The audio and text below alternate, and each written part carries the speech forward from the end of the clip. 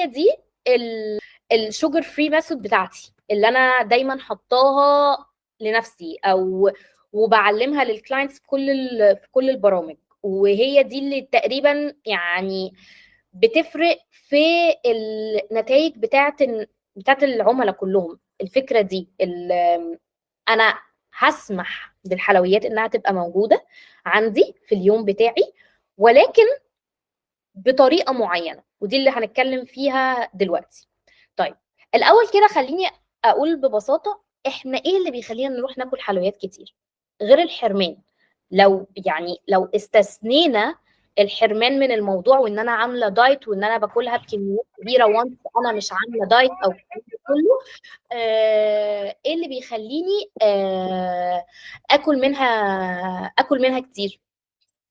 الاول نظام الاكل بتاعي، اكلي نفسه عامل ازاي، اللايف ستايل بتاع جسمي عموما، والطريقه اللي انا ماشيه بيها جسمي شكلها عامل ازاي.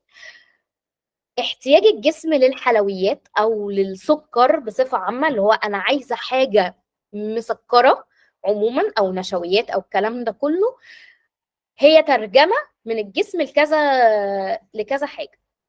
لو انا مقلله البروتين في الاكل بتاعي، او مقلله السعرات الاوفر اول بتاعه الاكل بتاعي، مقللاها جامد، باكل سعرات قليله، او لو انا منعه النشويات تماما، او لو انا مش نايمه كويس والتوتر عندي، هرمون التوتر عندي عالي، ده برضو سبب من الاسباب اللي بيخلي جسمي يروح للحلويات، اللي هي الاسباب الفيزيائيه ان الجسم بيروح للحلويات بكميه كبيره، لان ببساطه الجسم بيشوف ان الحلويات دي هنا مصدر طاقه، فيبقى عايز عيش كتير، عايز سكر كتير، عايز حلويات بكميه كبيره، وتلاقي نفسك مش عارفه توقفي بسبب الاربع حاجات دول: ان كميه السعرات اللي داخله له اصلا قليله، او النشويات اللي داخله له قليله، او البروتين نفسه قليل فبيجوع بسرعه، الجسم بيبدا ان هو يجوع بسرعه ويطلب طاقه تاني،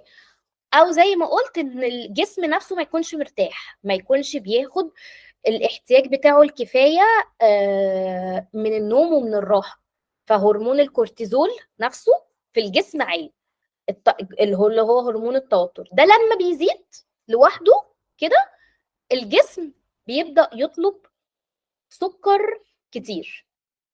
لو انا بقى سألتكم دلوقتي ايه من دول حاليا في نظام اكلكم او في نظام الحياة بتاعكم انتوا بتعملوه؟ كام حاجة منهم ولا كلهم؟ انا كنت يعني ده سبب اساسي من الاسباب. يعني انا لسه الكلاينت اللي كنت بتكلم عليها في اللايف بتاع امبارح، لو انتوا كنتوا سمعتوه او اتكلمت عنها في الستوري حتى، هي بدأت معايا هي بس عايزة تنزل 3 4 كيلو، هي دول اوكي. ازمتها. يعني هم دول، بس مش هم دول الازمه، على قد ما الفكره ان هي كانت اللي هي كانت بتقوله انا بحتاج للحلويات بشكل كبير، انا ببقى ببدل دايما الوجبات بحلويات، انا ده بحب حاجة حلوة. انا بحب الحلويات اللي هي يعني اللي هي بنقول ليها ان هي ايه، سويت توث، انها بتحب الطعم الحلو في بقها. حلو. اكشلي هو ما كانش هي مش بتحب الطعم الحلو في بقها ولا حاجه، هو طريقه الاكل نفسها تمرين زياده عن اللزوم. يعني لما انا اكون بتمرن مثلا 3 مرات في الاسبوع، وال3 مرات كل مره فيهم ساعه ونص، ما استغربش ان انا جسمي طالب حلويات كتير. محتاجة. بالظبط، دي اول مم. حاجه. تاني حاجه اللي كانت بتخليها تطلب حلويات كتير ان السعرات بتاعتها قليله، والنشويات مم. قليله، والبروتين قليل، يعني كله موجود. فده كله لوحده يخليني ان انا جسمي يطلب سكر كتير تلقائيا. مم. يعني انا لو انا الحاجات دي مش في نظام الاكل بتاعي، ان انا بروتيني قليل، سعراتي نفسها قليله، عشان كده بلاقي نفسي تلقائيا لما بعمل، كان لسه حتى كلاينت النهارده بعتالي بتقول لي انا بعمل اللي هو نظام الاوماد ده، اللي هو الوجبه واحده في اليوم، مم. مم.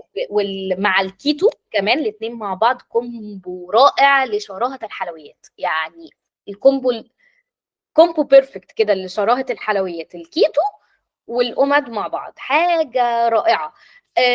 تقولي انا على طول بميل للعيش، انا مش عارفه ليه مش عارفه اقاوم العيش، انا بحب العيش، بحب الحاجات دي. فده بيسبب حاجه زي كده، اللي هو اوماد، اللي هو 1 ميل ا داي.